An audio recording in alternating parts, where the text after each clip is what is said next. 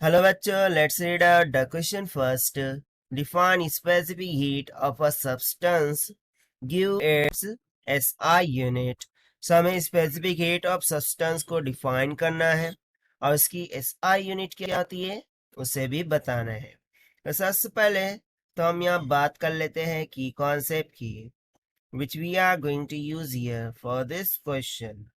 So basically यदि मैं बात करूँ स्पेसिफिक हीट की, सो उसका फॉर्मूला क्या हो जाता है, C is equals to Q by, okay इसको डिनोट किया जाता है C से, फॉर्मूला हो जाता है Q by M into delta T, जहाँ पर Q ट्रांसफर हीट है, M mass of the substance है, delta T difference in temperature for the substance है। तो चलिए सबसे पहले हम डेफिनेशन यहाँ पर देख लेते हैं for specific heat of substance की। सो वो हो जाएंगी, let me write down it first, the specific heat capacity और specific heat of a substance is the amount of heat energy required to raise the temperature of unit mass of that substance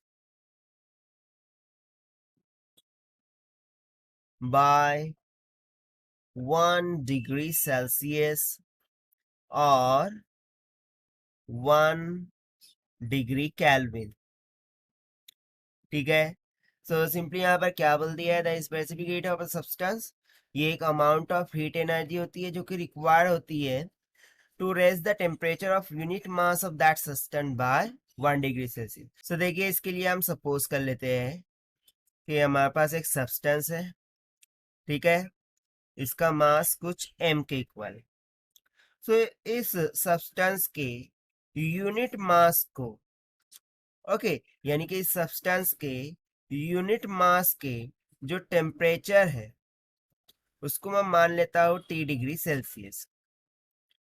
ठीक है, now ये जो substance है इसका जो unit mass होगा उसके टेम्परेचर को 1 डिग्री सेल्सियस तक बढ़ाने के लिए जितनी भी amount of heat energy required होंगी उसी को हम क्या बोल देते हैं, स्पेसिफिक हीट। ठीक है, ये हो गया एकदम सिंपल लैंग्वेज में ना।